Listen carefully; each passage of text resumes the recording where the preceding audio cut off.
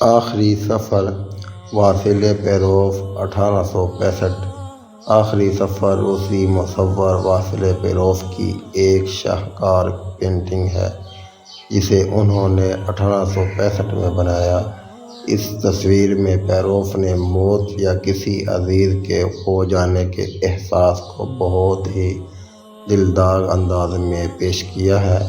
Painting ایک عورت اپنے 2 بچوں کے ساتھ اپنے شوہر کے جنازے کو ایک گھوڑے کے ذریعے کھینچی جانے والی گاڑی میں اس کی آخری آرام گاہ کی طرف لے جا رہی ہے۔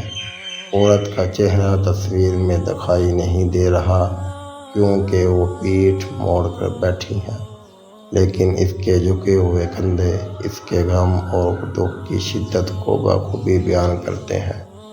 عورت کے بیٹھنے کی حالت اور گھوڑے کی حرکت میں ہم آہنگی ہے۔ گھوڑا بھی جیسے کہ اپنے مالک کے فراق کا گہرا دکھ محسوس کر رہا ہے۔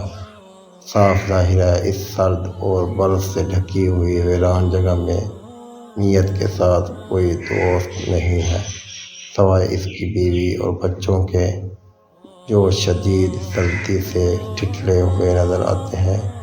یہ تینوں اپنے غم کے احساس میں متحد دکھائی دیتے ہیں۔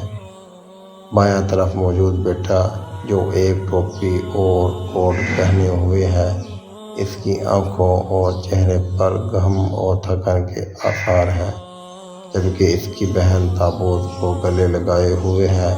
ویران اور سرد ماحول، نچلے بادل، گھنے سیاہ بادل اور جنگل کے منجمد غرارے سب اس منظر کی اداسی اور غم کو بڑھاتے ہیں۔